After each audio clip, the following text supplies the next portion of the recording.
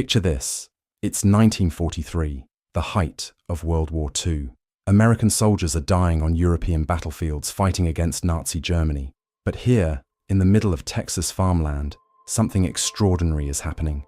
A German prisoner of war steps up to the plate. The pitcher, another German POW, winds up. The crowd cheers. But wait, those aren't American spectators. They're German soldiers, enemies of America, and they're playing baseball. How did this happen? And why did the US Army allow it? Welcome to POWs Tales. I'm your host, and today we're uncovering one of World War II's most surprising stories. What you just heard wasn't fiction. During World War II, hundreds of thousands of German prisoners of war were held in camps across the United States. And in a twist that sounds too strange to be true, many of these enemy soldiers spent their days playing America's favorite pastime, baseball, alongside soccer, the sport they knew and loved from home. This is POWs Tales, where we dive deep into the untold stories of prisoners of war throughout history. I'm fascinated by these human stories that challenge everything we think we know about war, loyalty, and what it means to be enemies. Today's story takes us to over 500 prisoner of war camps that operated on American soil from 1942 to 1946. We're talking about camps in Texas, New York, Arizona, Georgia, places where German soldiers who had been fighting Americans just months before were now living, working, and yes, playing sports alongside their captors. So grab a seat, hit that subscribe button if you're interested in more incredible POW stories. And let's dive into this remarkable tale of humanity in the midst of humanity's darkest hour. To understand how we got here, we need to go back to the battlefields of World War II. As American forces pushed through North Africa, Sicily, and eventually into mainland Europe, they captured thousands upon thousands of German soldiers. By 1943, the numbers were staggering. Operation Torch in North Africa alone netted over 250,000 Axis prisoners. The invasion of Sicily brought in tens of thousands more, and this was just the beginning. Now here's where it gets interesting. The Geneva Convention required that prisoners of war be held as far from active combat zones as possible. Europe was a war zone. Britain was being bombed daily. So where do you put 250,000 enemy soldiers? The answer was simple: send them to America. Starting in 1943, Liberty ships began crossing the Atlantic loaded not with supplies for the war effort, but with German prisoners. These men, many still teenagers, found themselves on a journey they never could have imagined. From the deserts of North Africa to the farmlands of Texas, from the mountains of Italy to the plains of Kansas. The first major group arrived in New York Harbor in May 1943. Picture this: German soldiers, many who had never been outside Europe, stepping off ships and seeing the Statue of Liberty. The irony wasn't lost on anyone, but America wasn't prepared for this influx. The War Department had to scramble to create facilities for what would eventually become over 425,000 German prisoners of war. That's roughly the population of Miami, all enemy soldiers. Now living in the American heartland, they converted old civilian conservation corps camps, built new facilities on military bases, and even used abandoned factories. By 1945, there were over 500 POW camps operating in 46 states. But here's what's remarkable. The US government didn't just want to warehouse these prisoners. They had a bigger plan in mind. Imagine being a 20-year-old German soldier. Just weeks ago, you were fighting for your life in the Italian mountains. Now you're sitting in a barracks in rural Georgia, surrounded by farmland as far as the eye can see. You don't know when, or if, you'll see home again. American camp administrators quickly realized they had a massive psychological problem on their hands. These weren't just prisoners. They were young men, far from home, with nothing but time on their hands and uncertainty about their future. Reports from early 1943 describe growing tensions in the camps, fights between prisoners, attempted escapes, depression, and what we'd now recognize as symptoms of PTSD. Camp Commander Colonel Charles Thompson wrote in a report from Camp Hearn in Texas, "Idle men become restless men become dangerous men. The solution? Keep them busy." The Geneva Convention actually encouraged recreational activities for prisoners of war, but American camp administrators took this to a whole new level. They started with the basics: educational classes, music programs, arts and crafts. Many camps had their own orchestras, theater groups, and even newspapers written entirely in German.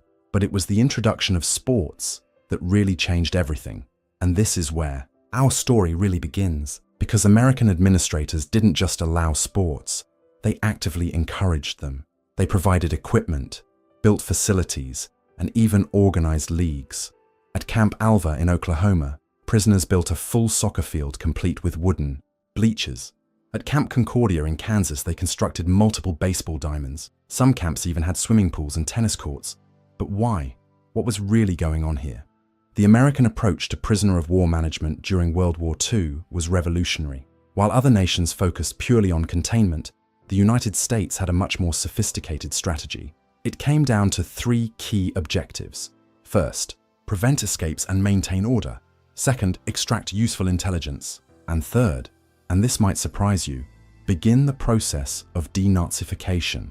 The American government believed that many German soldiers had been indoctrinated by Nazi ideology, but that they could be re-educated. Sports became a crucial part of this process. Think about it from a psychological perspective. When you're playing a game, your guard is down. You're focused on competition, teamwork, fair play. These are exactly the values Americans wanted to instill in their prisoners. Dr. Henry Ehrman, a German Jewish refugee who worked as a psychologist for the War Department, wrote, "Sports provide a laboratory for observing character, leadership, qualities, and the capacity for fair play among the prisoners." But there was something else happening that American administrators hadn't fully anticipated. The guards were becoming invested in these games too. Reports describe American soldiers cheering for German teams, learning the rules of soccer, even participating as referees. Captain James Wilson from Camp Pecos in Texas wrote to his wife, "It's the strangest thing. Yesterday these men were our enemies. Today I'm watching Hans pitch a perfect game and finding myself rooting for him."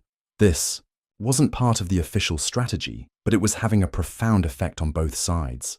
For most German prisoners, baseball was a complete mystery. They'd heard of it, maybe seen it in American movies, but the rules, the strategy, the culture around it was completely foreign. But American guards were eager teachers.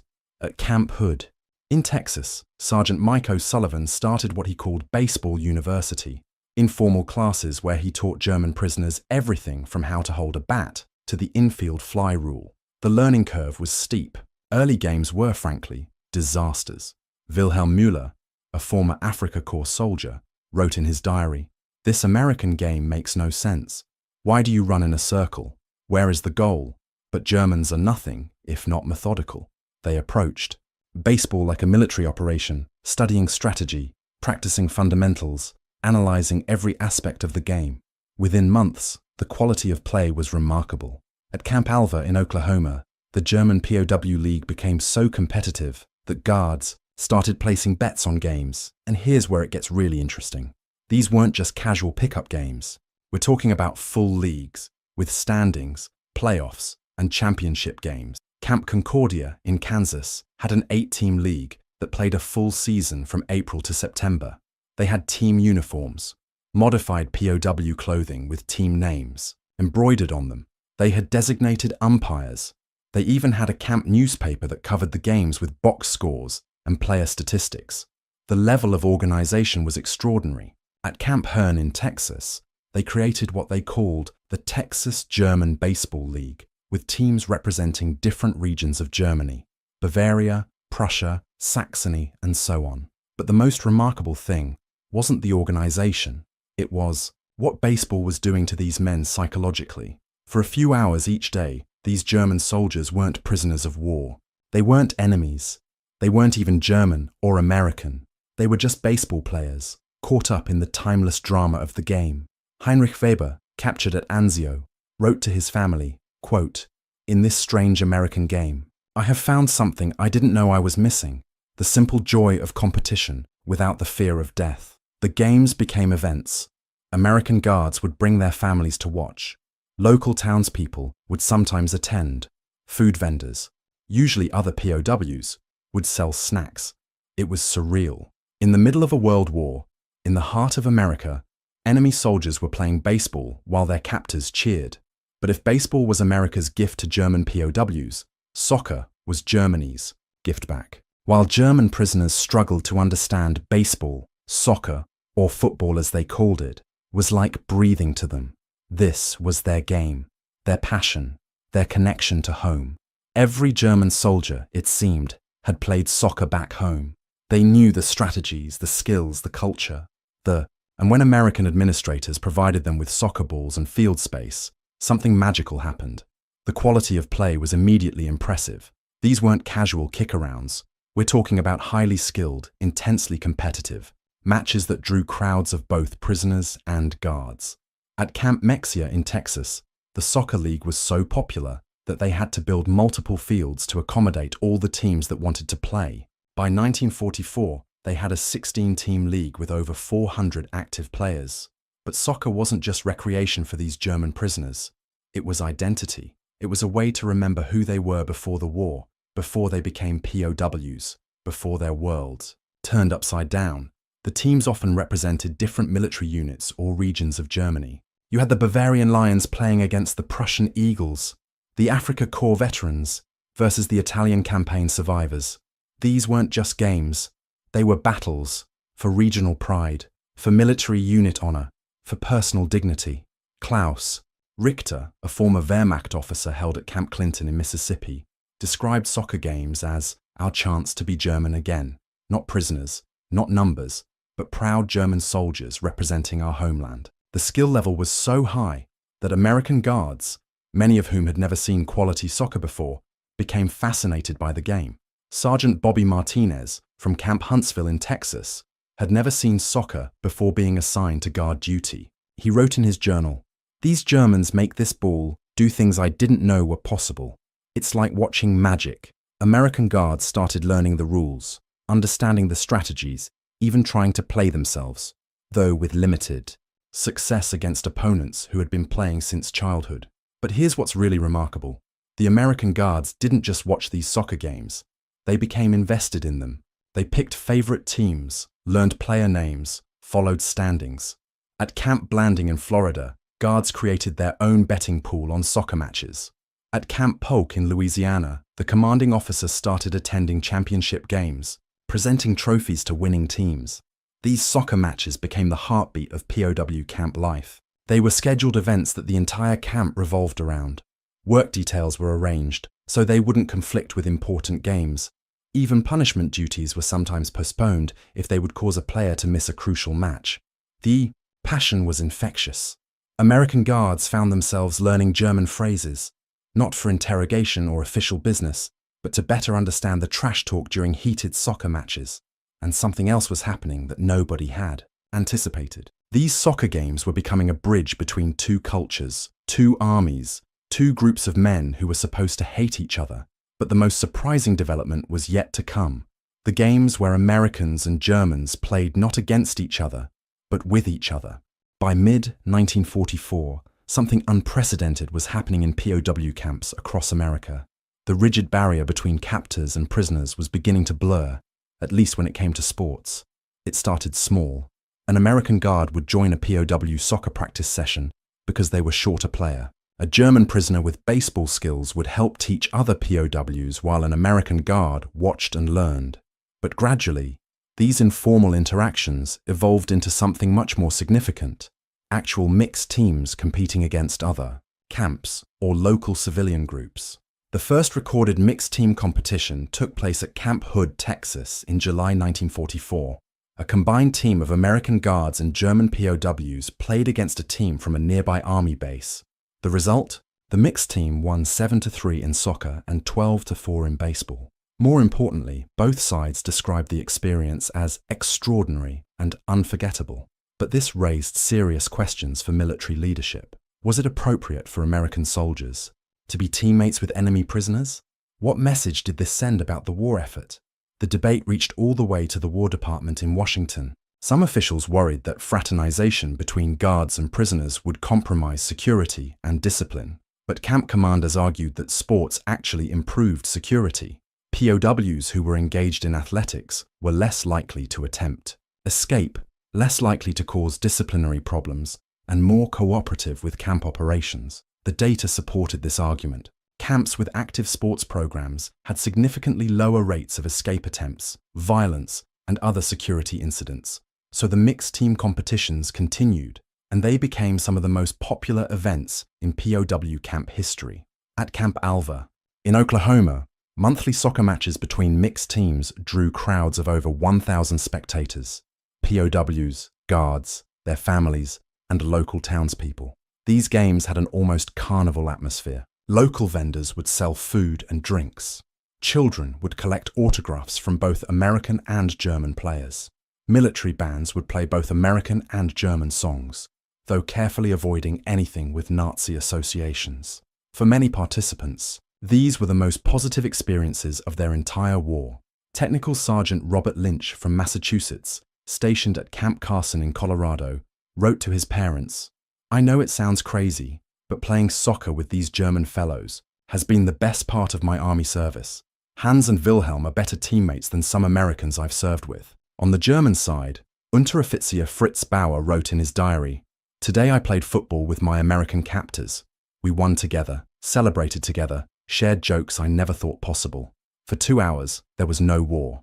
But perhaps the most remarkable aspect of these mixed competitions was what happened after the games ended. Players would share meals, exchange stories about their home countries, show photographs of their families. The boundaries between friend and enemy became increasingly blurred.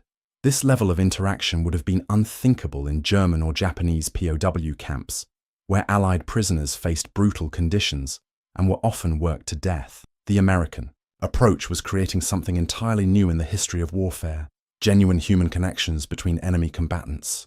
Behind all these games, leagues, and statistics were individual human stories. Stories of young men finding friendship, purpose, and hope in the most unlikely circumstances. Let me tell you about Hans Kruger, a 19-year-old soldier from Bavaria, who was captured during the Battle of Anzio. Hans had been a semi-professional soccer player before the war and was devastated when he thought his playing days were over. At Camp Hearn in Texas, Hans not only resumed playing, but became the star of the Bavarian Lions soccer team. More importantly, he began teaching baseball to other German prisoners and eventually became one of the camp's most skilled players at both sports. But Hans's real breakthrough came when he was asked to help coach the camp's American guards in soccer fundamentals. Suddenly, this enemy prisoner was teaching his captors, and they were eager students. Guard Corporal Tommy Rodriguez from San Antonio later wrote, "Hans taught me more about soccer in 3 weeks than I thought possible. More than that, he taught me that our enemies weren't so different from us." Then there's the story of Wilhelm Willi Schmidt, a former panzer commander who discovered he had a natural talent for baseball. Willi had never seen the game before his capture, but within 6 months he was hitting .380 for the Camp Concordia Eagles. What made Willi's story special wasn't just his athletic ability, it was his attitude. Despite being a prisoner, despite being thousands of miles from home, Willi approached every game with joy and enthusiasm that was infectious. American Guard Sergeant Bill Morrison described Willi as the happiest prisoner of war I ever met. He'd step up to the plate with this huge grin, tip his cap to the crowd, which included his guards, and then try to knock the cover off the ball. Willi's popularity extended beyond the camp. Local newspapers in Kansas began covering his exploits, referring to him as the German Bambino. These weren't isolated cases. Across the country, similar relationships were developing between prisoners and guards, all centered around sports. At Camp Mexia in Texas, Guard Lieutenant Frank Chen from Esau, California, and prisoner Klaus Weber from Hamburg became doubles partners in tennis. They were so successful that they won the camp championship 3 years running. But perhaps the most remarkable story comes from Camp Blanding in Florida, where an entire friendship developed around a shared love of baseball statistics. Private, first-class Danny Sullivan from Boston was obsessed with baseball statistics: batting averages, earned run averages, fielding percentages. He kept meticulous records of every POW league game. Obergefreiter Ernst Meyer from Berlin was equally obsessed with numbers and became fascinated by American baseball statistics. Despite the language barrier, Danny and Ernst developed a system of communication through numbers and baseball notation. By 1945, Danny and Ernst had created the most comprehensive statistical record of POW camp sports in existence, over 400. pages of detailed statistics covering 3 years of competition. These records still exist today and provide an incredible window into the daily life of POW camps. But more than that, they represent a friendship that transcended nationality, language, and the circumstances of war. When Ernst was repatriated to Germany in 1946, Danny gave him a complete copy of their statistical records. Ernst treasured that gift for the rest of his life. These personal relationships were changing how both sides viewed the war and each other. The sports programs in POW camps weren't happening in isolation. They were creating ripple effects that extended far beyond the barbed wire fences. Local American communities initially viewed the POW camps with suspicion and fear. These were enemy soldiers, after all, living in their backyards. But the sports programs began to change those perceptions. In many towns near POW camps, local residents started attending games. At first, they came out of curiosity. What were these German prisoners doing? But gradually, they became invested in the competitions. The town of Hearne, Texas, population 3,500, found itself with a new entertainment option, the German POW baseball league at nearby Camp Hearne. Local businesses began advertising in the camp newspaper. Restaurants started offering special menus on game days. Mrs. Betty Harrison, who ran a diner near Camp Hearne, later recalled, "Those boys could really play ball. We'd get busloads of people coming to town on game days. It was good for business, and frankly, it was good entertainment." But the most significant impact was on the prisoners themselves. Sports were providing something that military strategists hadn't fully anticipated: hope. Many German prisoners had arrived in American camps, demoralized, depressed, uncertain about their future. The structure and purpose that sports provided gave them reason to look forward to each day. Dr. Charles Henderson, a psychiatrist who studied POW camps for the War Department, noted significant improvements in mental health among prisoners who participated in sports programs. Depression rates were lower, violent incidents decreased, and cooperation with camp authorities increased. The impact on American guards was equally significant. Many guards had joined the army expecting to fight Germans, not to befriend them. The sports programs forced them to see their prisoners as individuals rather than faceless enemies. Sergeant Mike Kelly from Chicago, stationed at Camp Carson in Colorado, wrote in his journal, "I came here hating Germans. I leave understanding that they're just young men like me, caught up in something bigger than all of us." This attitude shift had lasting implications for post-war American foreign policy and the treatment of former enemies. Many American military personnel who served as POW camp guards later supported generous treatment of defeated Germany. They advocated for the Marshall Plan, for rehabilitation rather than punishment, because they had seen firsthand that former enemies could become friends. The sports programs were also having an impact on how America viewed itself and its values. The fact that America could treat enemy prisoners with humanity, allow them to play sports, even compete alongside them, became a source of national pride. It demonstrated American values in action: fairness, sportsmanship, the belief in human dignity, even for one's enemies. This contrasted sharply with reports emerging about how American and Allied prisoners were being treated in German and Japanese camps. The message was clear: America's moral superiority wasn't just about winning the war militarily, but about how we conducted ourselves even toward our enemies. But perhaps the most important ripple effect was still to come. What happened after the war ended? On May 8, 1945, Germany surrendered. The war in Europe was over. For German POWs in American camps, this should have meant immediate repatriation, a quick journey home to rebuild their shattered country. But it didn't work out that way. Post-war Europe was in chaos. Germany was divided among the Allied powers. There was massive destruction, food shortages, and millions of displaced persons. American officials decided it was better to keep German POWs in the United States until conditions in Germany stabilized.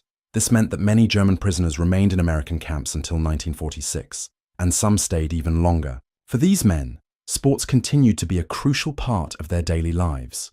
In fact, with the end of active hostilities, the restrictions on POW activities were relaxed even further.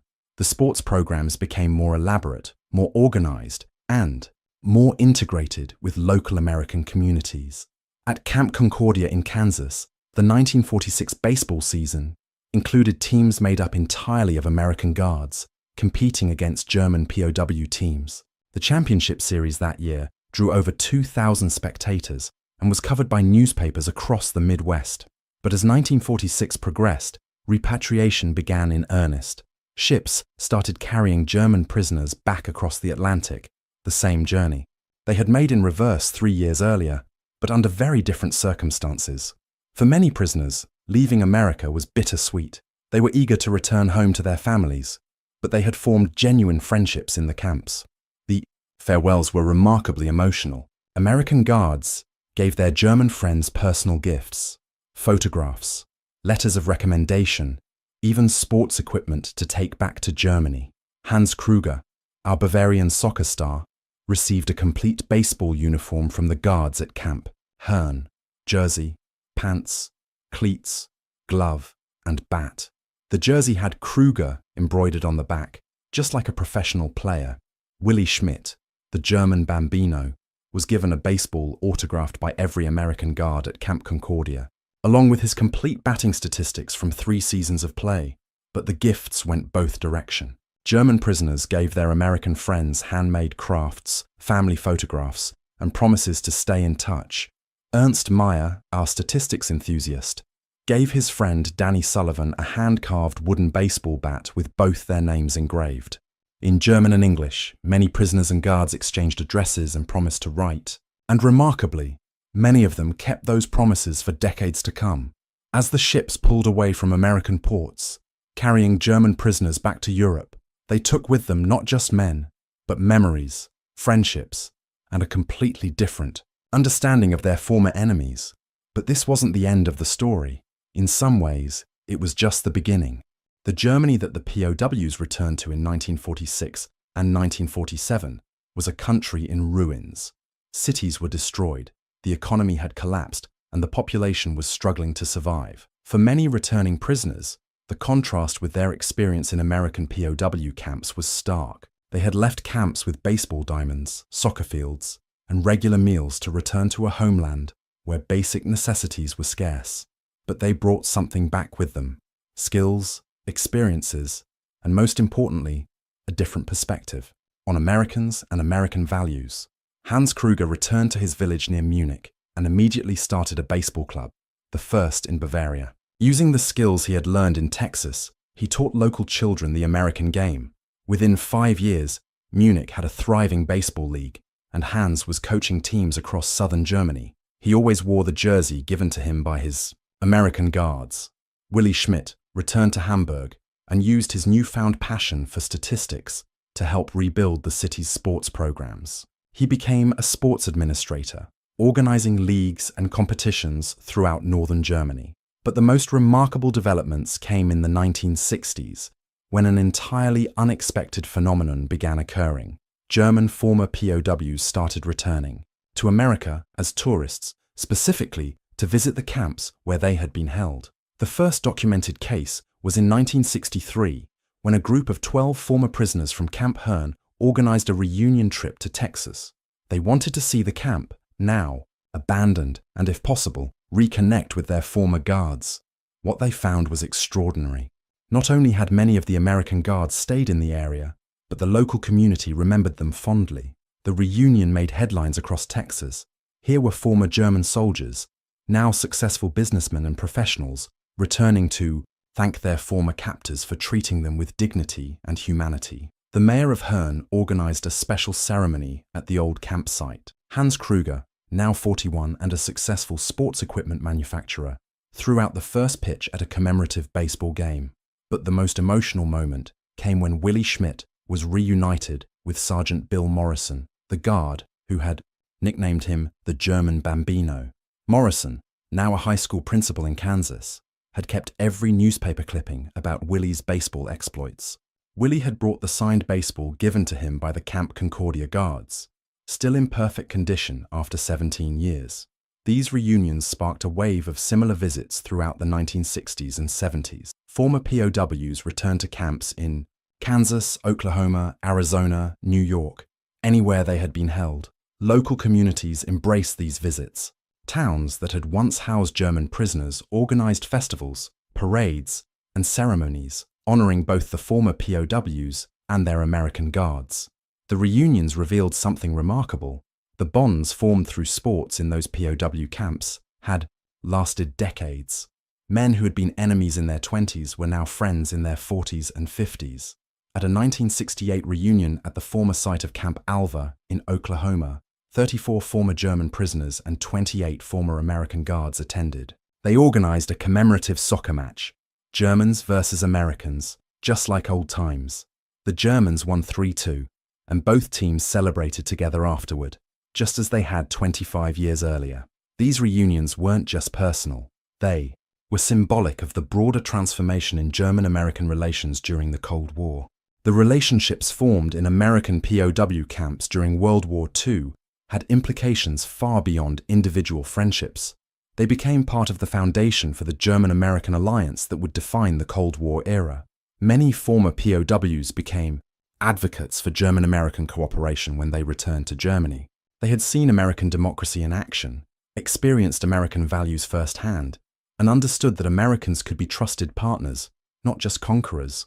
Several former POWs went into politics and played important roles in West Germany's integration with NATO and the Western Alliance. Friedrich Schneider, a former POW from Camp Carson who had played on mixed German-American soccer teams, later became a member of the West German Parliament and a strong advocate for Atlantic cooperation. In his 1955 speech supporting German NATO membership, Schneider referenced his POW experience. "I learned in an American prison camp that former enemies can become trusted allies. What happened between individual guards and prisoners can happen between nations." The American guards, who served in POW camps, also carried lessons from their experience. Many became advocates for generous treatment of defeated enemies and for the rehabilitation, rather than punishment, of former adversaries. Colonel Charles Thompson, the camp commander who had observed that idle men become dangerous men, later served in the Marshall Plan administration in Germany. His experience managing POW camps informed his approach to post-war reconstruction, but perhaps the most important legacy was cultural. The sports programs in POW camps had demonstrated that Americans and Germans could compete together, play together, and find common ground even in the most difficult circumstances. This became a model for post-war cultural diplomacy. Sports exchanges, educational programs, and people-to-people contacts became central to American foreign policy. The idea that sports could break down barriers and create understanding between former enemies became part of American diplomatic strategy. We see this approach used later in relations with Japan, with the Soviet Union, and in many other contexts. The POW camp sports programs had proven that competition and cooperation weren't mutually exclusive, that you could compete fiercely on the field and still respect your opponent as a human being. Today, when we see international sports competitions bringing together athletes from countries that might be political rivals, we're seeing the legacy of those baseball games in Texas and soccer matches in Kansas. The German POWs who learned baseball in American camps went home and taught it to their children. The American guards who learned soccer from German prisoners brought that knowledge to their communities. In a very real sense, those POW camp sports programs contributed to the globalization of both sports. Soccer became more popular in America, partly because American servicemen had been exposed to high-quality play by German prisoners. Baseball gained footholds in Europe partly because former POWs brought the game home with them. But the deepest legacy was human, the understanding that enemies in war don't have to remain enemies in peace, and that shared experiences can overcome even the deepest divisions. As we look back on these remarkable stories from World War II POW camps, it's natural to ask, what lessons do they hold for us today? We live in a world that often seems defined by division, conflict, and the dehumanization of the other. Whether it's international conflicts, political polarization, or social tensions, we frequently treat our opponents as enemies rather than as fellow human beings. The story of German POWs playing baseball in America reminds us that even in the darkest circumstances, human connection is possible. These weren't naive do-gooders ignoring the realities of war. These were battle-hardened soldiers, men who had fought and killed each other's comrades. Yet through sports, they discovered their common humanity, that American approach to POW management during World War II was remarkable for its time. While other nations focused on punishment and harsh treatment of prisoners, America chose a different path, one based on dignity, rehabilitation, and the belief that enemies could be transformed into allies. This wasn't just idealism, it was practical policy that produced real results. POW camps with active sports programs had fewer escape attempts, less violence, and better cooperation from prisoners. More importantly, the relationships formed in those camps contributed to post-war reconciliation between former enemies. Today's world could benefit from this approach. Instead of writing off our opponents as irredeemable enemies, what if we looked for ways to find common ground? What if we created spaces where people on different sides of conflicts could interact as human beings rather than as adversaries? Sports continues to serve this function in our world. We see it in the Olympics, where athletes from rival nations compete alongside each other. We see it in international soccer matches that bring together players from conflicted regions. But the lesson goes beyond sports. It's about the power of shared experiences to break down barriers and create understanding. The German POWs who learned baseball didn't just learn a game. They learned about American values like fair play, teamwork, and respect for rules. The American guards who watched soccer didn't just see a sport. They saw the passion, skill, and humanity of their prisoners. In our interconnected but often divided world, we need more opportunities for these kinds of genuine human interactions. We need spaces where people can compete, collaborate, and connect across the lines that typically divide us. The story of POW camp sports also reminds us of the importance of leadership in creating these opportunities. American camp commanders could have simply warehoused their prisoners, focusing solely on security and containment. Instead, they chose to see their prisoners as human beings deserving of dignity and opportunity for growth. This kind of leadership that sees potential for transformation and reconciliation, even in difficult circumstances, is something our world desperately needs today.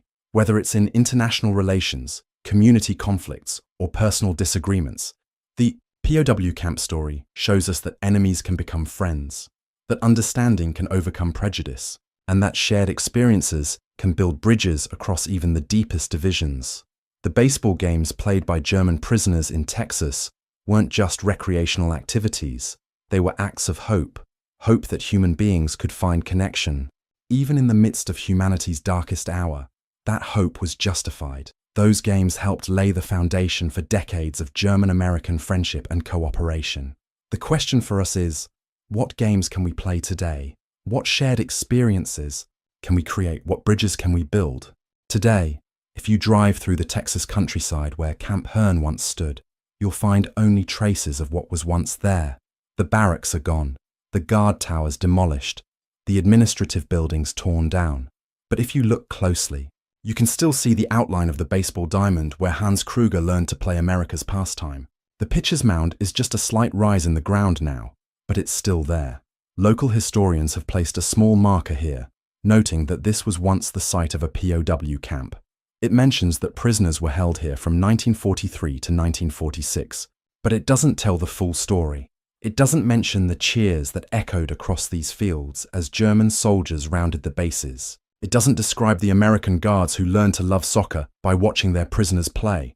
It doesn't capture the friendships that formed over shared love of competition and fair play. But the echoes are still here, if you know how to listen for them. The story of German POWs playing baseball and soccer in American camps is more than just a curious footnote to World War II. It's a testament to the power of human connection to transcend even the most fundamental divisions. It shows us that enemies can become friends, that competition can breed respect rather than hatred, and that shared experiences can create bonds stronger than the force. If you were surprised by this story of humanity in the darkest of places, share this video with a friend and subscribe for more tales from the POW camps.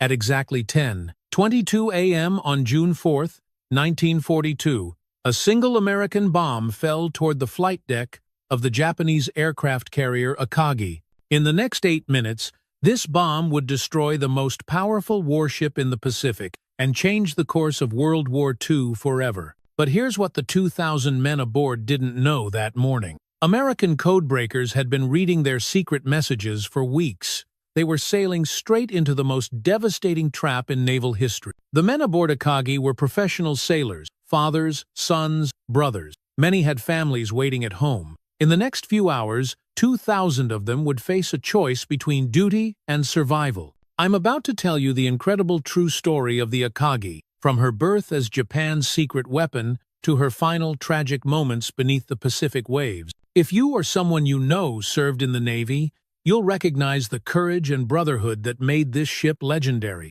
This story has everything: brilliant engineering, impossible odds, split-second decisions that determined the fate of nations, and most importantly, the extraordinary men who called this floating city home. If you've ever served at sea, you know that feeling when everything goes quiet before battle. That's exactly what those 2,000 men felt that moment. Stay with me. What happens next will show you why one decision can change the course of history. Picture this. It's 1922. World powers just banned new battleships. But Japan found one deadly loophole that would create the weapon used at Pearl Harbor. The Washington Naval Treaty banned new battleships, but it had one loophole that Japan was about to exploit in the most ingenious way possible. They could convert existing battleship hulls into aircraft carriers. Most admirals thought aircraft carriers were useless. They were dead wrong. What Japan built next would attack Pearl Harbor. Japan had already started building the Akagi as a battlecruiser, 860 feet of pure destruction with 8 massive 16-inch guns. But one man saw something different. Captain Isoroku Yamamoto, the same man who would later plan Pearl Harbor, argued passionately for conversion. Here's what made this decision so controversial. Most naval officers still believed aircraft were just scouts for the real fleet, the battleships. Yamamoto understood something revolutionary. Planes launched from ships could strike targets hundreds of miles away. The conversion was a nightmare of engineering. How do you turn a ship designed to smash through enemy battle lines into a floating airport? Naval architect Kikuo Fujimoto faced challenges that had never been solved before. His solution was insane. Stack 3 runways on one ship. Picture planes taking off from the roof while others land on the 10th floor. Yes, you heard that correctly. 3 separate runways on one ship. Before I show you this 3-deck disaster, hit subscribe if you love military history. Trust me, what happens next will shock you. The theory was brilliant. Aircraft could take off from the lower decks, while others landed on top. Think of it like trying to land a small plane on the roof of a skyscraper, while other planes are taking off from the windows halfway down. The sailors who would work these decks had no idea they were about to become test pilots for the world's most dangerous experiment. It was an innovative but deeply flawed concept. In practice, well, let's just say it didn't work quite as planned. But when Akagi finally launched in 1927, she was unlike anything the world had ever seen. She was also about to prove that sometimes the most dangerous weapons are the ones your enemies underestimate. Coming up, the design that was supposed to revolutionize naval warfare instead became a death trap, and the desperate gamble that saved thousands of lives. By 1935, Japan's most advanced warship was killing her own crew. The revolutionary design was now a death trap. Aircraft taking off from the lower decks created turbulence that made landing on the upper deck nearly impossible. Worse, engine exhaust from below made conditions so dangerous that deck crews were passing out from carbon monoxide poisoning. Chief Petty Officer Yamada collapsed on deck during routine operations. When his shipmates carried him to sick bay, the ship's doctor found carbon monoxide levels that should have killed him. That's when the Navy knew they had a problem. Japan had 2 choices: scrap their most expensive ship or attempt something impossible. They chose to rebuild her from the inside out. What happened next took 3 years and created the weapon that would attack Pearl Harbor.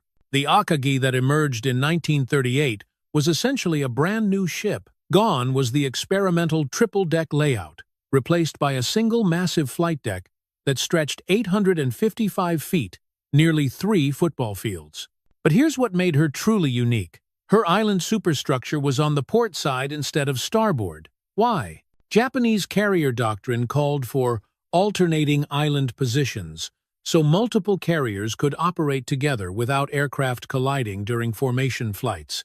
Chief Petty Officer Hiroshi Suzuki, who served through the reconstruction, later said, "The old Akagi was an experiment. The new Akagi was a weapon. Everything worked better. We went from being pioneers to being professionals." The hangar deck could hold 60 aircraft, 3 elevators, each capable of lifting a 13,000-pound aircraft, moved planes between decks with mechanical precision that amazed foreign naval observers.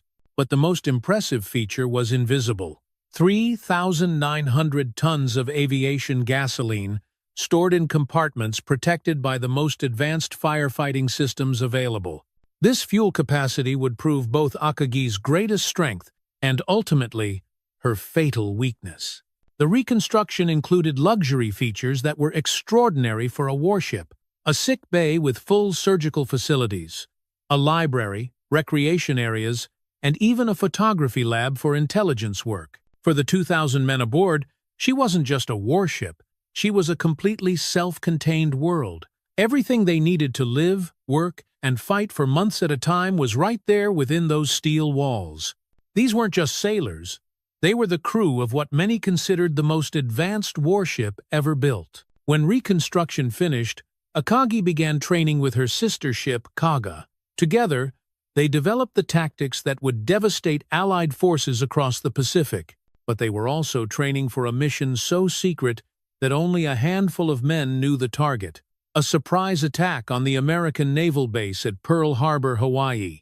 Coming up, how ordinary sailors became the most feared pilots in the Pacific, and the secret training that would make December 7th possible. By 1940, Akagi's pilots weren't just good anymore. They were becoming the most feared killers in the Pacific, and they were training for Pearl Harbor. Lieutenant Commander Mitsuo Fuchida joined Akagi's air group in 1939. A combat veteran with ice water in his veins, Fuchida would soon lead the most famous air attack in history. The training was relentless. Pilots flew daily missions practicing formation flying, precision bombing, and aerial combat. Akagi's efficiency ratings became the highest in the Japanese Navy, but training was only preparation for something much bigger. Throughout 1940 and 1941, Admiral Isoroku Yamamoto was developing a plan so audacious that many of his own officers thought it was impossible: a surprise attack on Pearl Harbor that would cripple the U.S. Pacific Fleet in a single morning. Yamamoto understood Japan's strategic problem. America's industrial capacity was 10 times larger than Japan's. In a long war, Japan would inevitably lose. Their only hope was a knockout punch that would force America to negotiate peace. The plan that emerged was breathtaking in its scope. 6 aircraft carriers would cross 3,000 miles of ocean undetected and launch 350 aircraft against the most heavily defended naval base in the Pacific. Smash that like button if you're enjoying this Pearl Harbor story. The attack footage coming up is incredible. Akagi, as flagship of the carrier force, would lead this armada of destruction. Preparation began in earnest during summer 1941. Akagi's pilots practiced low-level bombing runs against targets that exactly simulated Pearl Harbor's layout. They memorized reconnaissance photographs and studied American defensive positions until they could navigate Pearl Harbor blindfolded. Special torpedoes were designed to run in Pearl Harbor's shallow 40-foot harbor. Armor-piercing bombs were created from naval artillery shells. Every detail was planned with obsessive precision. Commander Minoru Genda, Akagi's air operations officer, worked 18-hour days developing the tactical plan. How do you coordinate 350 aircraft from 6 different ships attacking multiple targets simultaneously? The logistics were staggering. Chief Petty Officer Juzo Mori managed aircraft maintenance. Years later, he recalled, "We knew we were preparing for something huge, but only a few officers knew the target. The air on deck was thick with anticipation and the smell of high-octane fuel. Every man knew the drills by muscle memory, their movements precise, their conversations hushed. They were a coiled spring, waiting for the order to release." We were training for the most important mission in Japanese naval history. On November 26, 1941, Akagi led the Pearl Harbor Strike Force out of Hitokapu Bay in the Kuril Islands. 6 carriers, 2 battleships, 3 cruisers, 9 destroyers, and 3 submarines, the most powerful naval task force ever assembled. For 11 days, they crossed the North Pacific in complete radio silence. Weather was brutal, high seas and freezing winds that made flight operations impossible. But they pressed on, following a northern route far from normal shipping lanes. As they approached Hawaiian waters, final preparations began. Aircraft were armed and fueled. Pilots received their final briefings. On the evening of December 6th, Admiral Nagumo received the final authorization from Tokyo. Climb Mount Niitaka, 1,208. In 12 hours, Akagi would launch the attack that would bring America into World War II and change the course of human history. Coming up, December 7th, 1941, the day that made Akagi famous and sealed her ultimate fate. December 7th, 1941, 3:30 a.m. In 4 hours, these men would start World War III. Reveille sounded aboard Akagi as her crew prepared for the most significant military operation in naval history. In the next 4 hours, they would launch an attack that would be remembered for generations. Captain Hasegawa's voice echoed through the ship's communication system. Today, we strike a blow that will be remembered for 1,000 years. Every man must do his duty with honor. At 6 a.m., the first wave began launching. Commander Fuchida, leading the attack from his bomber, took off from Akagi's flight deck into the pre-dawn darkness. 183 aircraft from 6 carriers formed up in the largest naval air attack ever attempted. Chief Aviation Ordnanceman Iki Kuramoti had spent hours arming each aircraft with specially designed weapons, 1,760-pound armor-piercing bombs converted from naval artillery shells, and torpedoes modified with wooden fins to operate in Pearl Harbor's shallow water. As Fuchida's formation flew south, radio silence was maintained. Success depended on complete surprise. If American radar detected them, the entire plan could fail. At 7:40 a.m. Hawaiian time, Fuchida's voice crackled over the radio with 3 words that changed history. Tora! Tora! Tora! Complete surprise had been achieved. From Akagi's bridge, Admiral Nagumo and Captain Hasegawa listened as their pilots reported success after success. Lieutenant Junichi Goto, flying from Akagi, scored direct torpedo hits on the USS California. Petty Officer Noboru Kanai helped sink the USS Arizona with a bomb that penetrated her forward magazine, killing over 1,100 men in a single explosion. But Akagi's crew also witnessed something that earned their respect: American courage under fire. Caught completely by surprise, American sailors and soldiers fought back with whatever weapons they could find. Anti-aircraft fire grew heavier as the attack progressed. Several of Akagi's aircraft were damaged or shot down by men who refused to quit fighting. Lieutenant Fusata Aida, one of Akagi's fighter pilots, was hit by ground fire during a strafing run. Rather than attempt to return to his carrier, Ida deliberately crashed his damaged aircraft into an American hangar, dying in the explosion but ensuring his sacrifice had meaning. The first wave returned to Akagi beginning at 10 a.m. Flight deck crews worked with practiced efficiency to recover aircraft, refuel and rearm those that could continue fighting, and assess battle damage. Of 89 aircraft launched from Akagi in the first wave, 78 returned safely, a remarkably low loss rate that proved both pilot skill and the effectiveness of surprise. The second wave, launching at 7:15 a.m. Hawaiian time, faced a different situation. American defenses were finally organizing. Fighter planes were getting airborne. Anti-aircraft fire was becoming more accurate. Ensign Kazuo Kaneko, flying a dive bomber from Akagi, attacked the USS Pennsylvania in dry dock. His bomb hit the battleship's superstructure, but anti-aircraft fire damaged his engine. Kaneko managed to return to Akagi, but his experience showed that American resistance was stiffening. By noon, all aircraft that could return had landed. The task force had achieved complete tactical surprise and inflicted devastating damage. 4 battleships sunk, 4 more damaged, nearly 200 American aircraft destroyed. But aboard Akagi, a crucial debate was raging. Commander Genda argued for additional strikes against Pearl Harbor's fuel storage and repair facilities. Admiral Nagumo, concerned about American submarines and the unknown location of U.S. carriers, decided to withdraw. It was a cautious, conservative decision. But in the calculus of war, by choosing to preserve his fleet that day, he may have guaranteed its destruction 6 months later. He had wounded a giant, but left it alive and angry. As Akagi turned northwest toward Japan, her crew celebrated their victory while mourning their losses.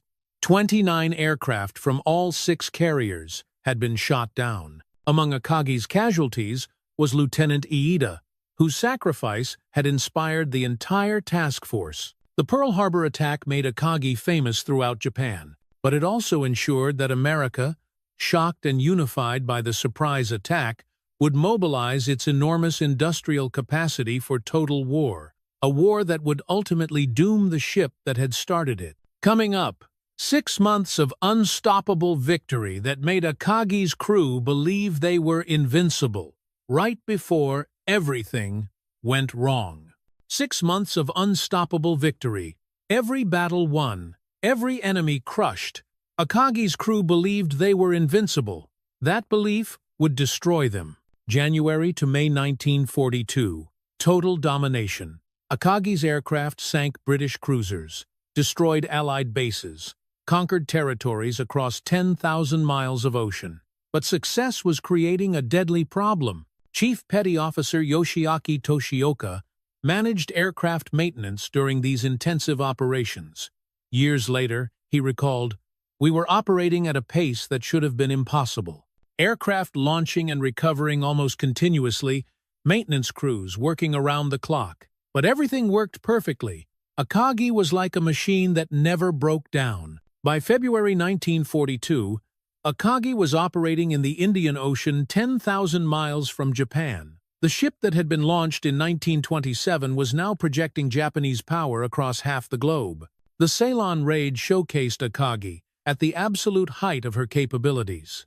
On April 5th, her aircraft helped sink the British heavy cruisers HMS Cornwall and HMS Dorsetshire. 3 days later, Akagi's planes participated in sinking HMS Hermes, the first aircraft carrier ever sunk by carrier-based aircraft. Lieutenant Zenji Abe, one of Akagi's dive bomber pilots, scored critical hits on HMS Hermes.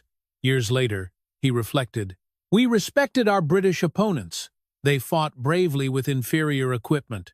There was no joy in sinking Hermes, only professional satisfaction in completing our mission. But success was creating its own problems." Captain Hasegawa noted in his war diary, "Akagi remains operationally ready, but our pilots show signs of fatigue from months of high-stress combat. Our aircraft need more frequent maintenance. We need time for rest and refit, but the operational tempo continues to increase."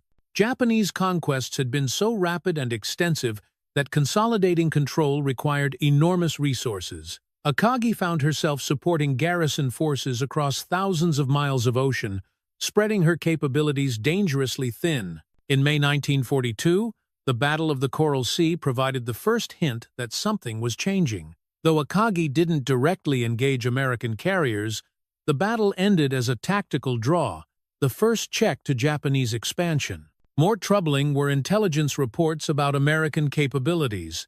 The reports from Coral Sea were the first crack in the armor, and the news spread through the fleet. U.S. Navy pilots showed greater skill and aggressiveness than they had at Pearl Harbor. American aircraft, particularly the new F-4F Wildcat fighters, proved more capable than Japanese intelligence had estimated. Lieutenant Commander Shigeru Itaya, Akagi's fighter squadron leader, reported after Coral Sea, "The Americans are learning quickly, their pilots are braver, and their tactics are improving. We can no longer count on easy victories." As May turned to June, Admiral Yamamoto planned what he hoped would be the decisive battle of the Pacific War. Intelligence suggested that American carrier forces would defend Midway Island if it came under attack. Yamamoto would use Midway as bait to draw out and destroy the remaining U.S. Pacific Fleet. On May 27th, Akagi departed Japan for the last time. Her crew was supremely confident. They had won every battle for 6 months and had never been seriously challenged by enemy forces. What they didn't know was that American codebreakers had intercepted Japanese communications.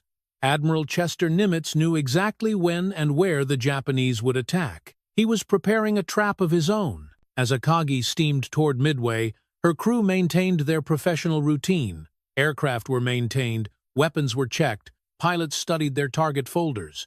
None of them could imagine that in just 8 days, their proud ship, the symbol of Japanese naval supremacy, would lie broken and burning on the bottom of the Pacific Ocean.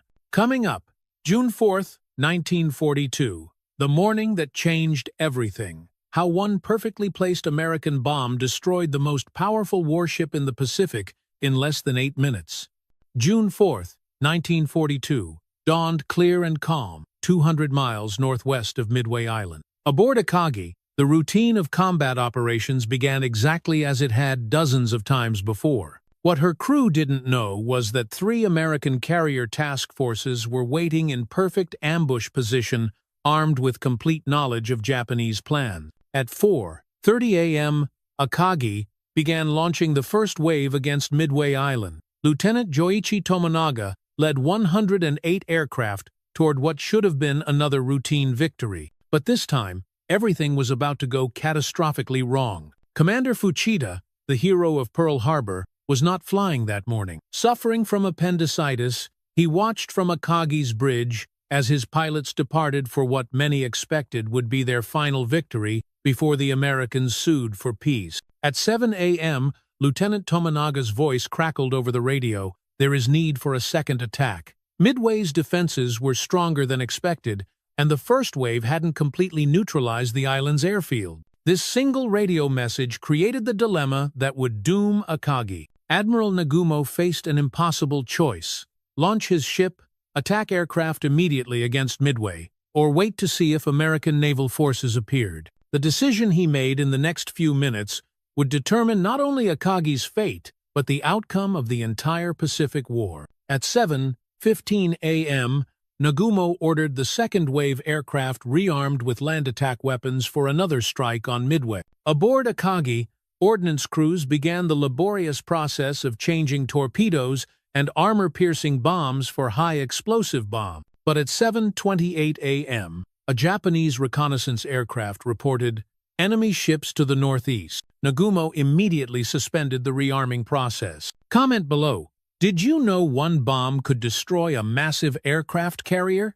What I'm about to show you is unbelievable. For the next crucial hour, Akagi's hangar deck became a death trap. Aircraft, ordnance, and fuel lines scattered everywhere as crews frantically tried to prepare for whatever mission Nagumo finally ordered. Aviation gasoline flowed across the deck. Bombs and torpedoes lay among the aircraft, some armed and some not. It was exactly the kind of dangerous situation that Akagi's safety protocols were designed to prevent.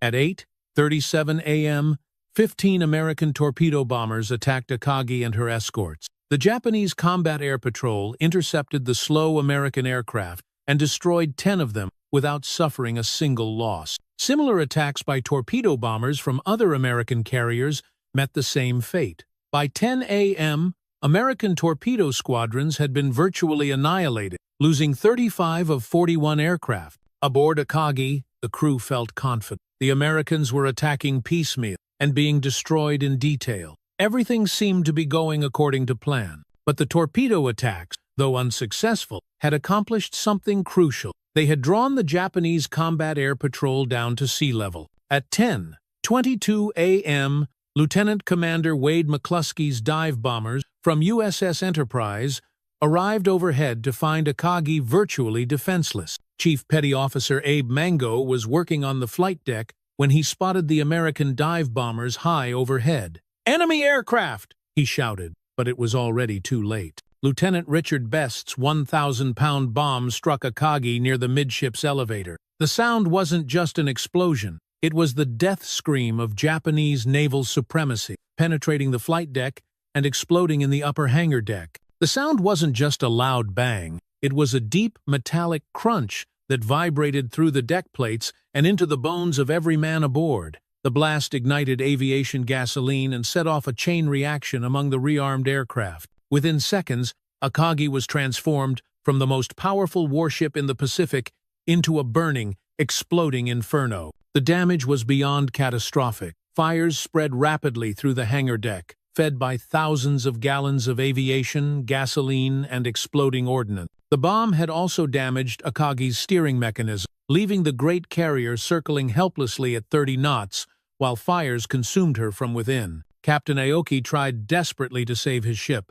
Damage control parties fought the fires, while engineers worked to regain steering control. But the flames had spread too far, and secondary explosions made firefighting nearly impossible. Commander Fuchida, despite his illness, helped coordinate damage control efforts. Years later, he wrote, "I knew immediately that Akagi was doomed. The fires were too extensive, and we had too much fuel aboard. But our sailors fought to save her until the very end. In less than 4 minutes, one perfectly placed American bomb had destroyed the ship that symbolized Japanese naval supremacy. The carrier that had led the attack on Pearl Harbor was now fighting for her very survival." Coming up, the final desperate hours as Akagi's crew fought to save their ship, and the heartbreaking moment when they realized their battle was lost.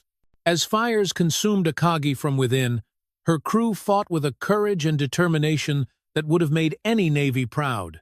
These men refused to give up on the ship that had been their home and their pride for years.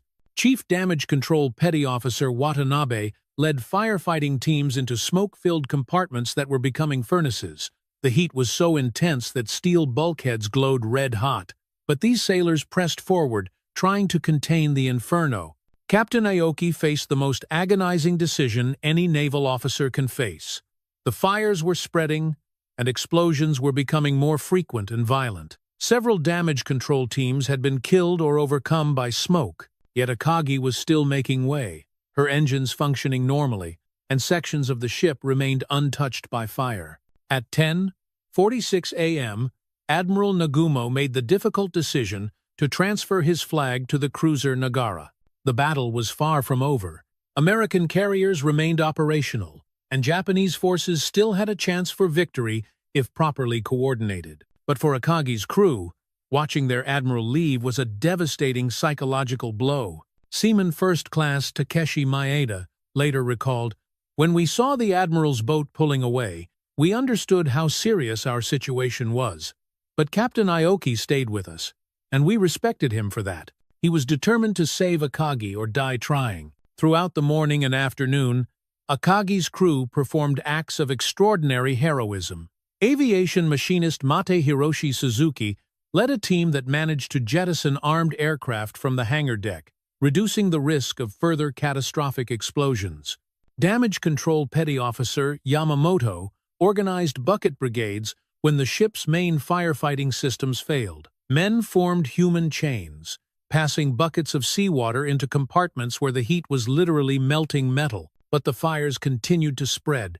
By noon, the entire hangar deck was a raging inferno, and flames were beginning to reach other levels of the ship. The temperature became so extreme that men couldn't enter many compartments without being overcome by heat exhaustion. Captain Aoki coordinated with destroyers Arashi and Nowaki to bring firefighting assistance alongside, but the continuing explosions and intense heat made it dangerous for any vessel to approach too closely. At 2 p.m., a massive explosion shook Akagi from stem to stern.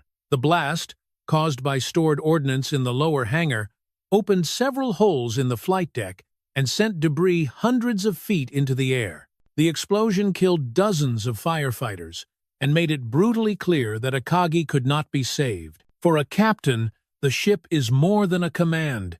It's a sacred trust. Ordering his men to abandon it is the most painful decision he will ever make. Captain Aoki finally gave the order that every naval officer dreads: prepare to abandon ship. The evacuation was conducted with the discipline and professionalism that had characterized everything Akagi's crew did. Wounded men were evacuated first, lowered carefully into boats from the destroyers. Many sailors wept openly as they prepared to leave the ship that had been their home. Important documents and code books were transferred or destroyed to prevent capture. Personal belongings were left behind. There was no room in the lifeboats for anything except human lives. Commander Fuchida, still suffering from appendicitis but refusing to leave early, was among the last to abandon ship. As he was lowered into a boat from destroyer Arashi, he looked back at the burning carrier. Later, he wrote, "Akagi had been more than a ship to us. She had been our home, our weapon, and our pride. Watching her burn was like watching our own dreams die." By 4 p.m., all survivors had been evacuated. Captain Aoki, following the ancient tradition of the sea, was among the last men to leave his ship. As he stepped into the boat that would carry him to safety, Akagi was still afloat but completely engulfed in flames. Explosions continued to rock the great carrier as her ammunition stores detonated in the incredible heat. 4 destroyers, Arashi, Nowaki, Hagikaze, and Maikaze, stood by throughout the night, hoping against hope that somehow Akagi might survive. But the fires could not be controlled. The explosions continued through the night, lighting up the Pacific darkness like a funeral pyre. At 5:20 a.m. on June 5th, Admiral Nagumo gave the order that formally ended Akagi's career. Torpedo Akagi, and put her out of her misery. 4 torpedoes from destroyer Arashi struck the burning hull. Akagi, the red castle that had led Japanese naval aviation to unprecedented heights, slipped beneath the Pacific waves and disappeared forever. Coming up, how the loss of one ship changed the course of world history, and why Akagi's story still matters today. When Akagi died, Japan's dream of empire died with her. One ship, 4 minutes. The entire Pacific War changed forever. In one morning, Japan lost 4 aircraft carriers and their irreplaceable, experienced air crews. It was a blow from which Japanese naval aviation never recovered. Commander Fuchida, recovering from his wounds in a Japanese hospital, reflected on what had happened. "We had grown overconfident after our early victories. We believed our training and experience made us invincible. Akagi's loss taught us that in war, fortune can change in minutes." The technical analysis of Akagi's loss revealed crucial lessons that influenced carrier design for decades. The concentration of aviation fuel, ordnance, and aircraft in the hangar deck created a vulnerability that one well-placed bomb could exploit. American carriers, designed with better compartmentalization and firefighting systems, proved more survivable under similar circumstances. These lessons, written in the blood of Akagi's crew, saved countless lives in future naval battles. Captain Aoki was not held responsible for his ship's loss. Japanese investigators concluded that Akagi had been doomed by tactical decisions made above his level of command. Aoki later served with distinction in other posts and remained proud of his crew's heroic conduct during their ship's final hours. Many of Akagi's survivors carried forward the lessons they had learned. Chief Petty Officer Suzuki became an instructor at the Naval Aviation School, teaching new pilots about carrier operations. His students included many who would defend Japan during the war's final years. For the families of the men who died aboard Akagi, the loss was deeply personal. Mrs. Sachiko Yamamoto kept her husband's letters for the rest of her life. In one, written just days before Midway, he had written, "Akagi is a fine ship with a good crew. Whatever happens, know that we serve with honor." The wreck of Akagi remains on the Pacific floor, 17,000 feet below the surface. In 1999, a joint Japanese-American expedition located the wreck using deep-sea submersibles. The images revealed a ship broken but not destroyed. Her flight deck collapsed, but her basic structure intact. She lies as a permanent monument to both the courage of those who served aboard her and the terrible cost of war. The loss of Akagi's experienced air crews created a training crisis that Japan never solved. She had been the school ship for many of Japan's most skilled naval aviators. Their loss left a gap in experience and knowledge that couldn't be replaced in wartime. American intelligence officers who studied Akagi's design after the war were impressed by her engineering and construction quality. Despite tactical shortcomings, she had been a well-built ship that served her nation faithfully for 15 years. Her loss was recognized as a tragedy for professional naval officers on both sides, regardless of the uniform they wore. In Japan today, Akagi is remembered as one of the great ships of the Imperial Navy. Veterans organizations maintain memorials to her crew, and her battle flag is preserved in the Naval Museum at Etajima. School children learn about her role in Japanese naval history, understanding both the glory of her early victories and the tragedy of her final battle. The story of Akagi teaches us about leadership, technology, and the nature of warfare. Her career reminds us that even the most powerful weapons are operated by human beings who bring their own strengths, weaknesses, and humanity to the machines they serve. Perhaps most importantly, Akagi's story honors the courage and dedication of those who serve at sea. Whether Japanese or American, Allied or Axis, the men who fought in the Pacific showed remarkable bravery in the face of tremendous danger. Those of you who served in the Navy, whether in the Pacific, Atlantic, Korea, Vietnam, or other waters, understand the bonds that form between shipmates. You know the pride that comes from serving aboard a fine ship with a professional crew. Akagi's men felt that same pride, faced similar dangers, and served with the same dedication that has characterized naval service throughout history. As we conclude this journey through Akagi's remarkable career, we honor not only the ship herself, but all those who served aboard her with courage and distinction. They were sailors first, warriors when necessary, and human beings always. Their story deserves to be told, their courage deserves to be recognized, and their sacrifice deserves to be remembered. The Pacific Ocean that claimed Akagi has been peaceful for nearly 80 years. The lessons learned from her career have helped maintain that peace. Perhaps that is the most fitting memorial to a ship and crew that served their nation faithfully in a time of global conflict.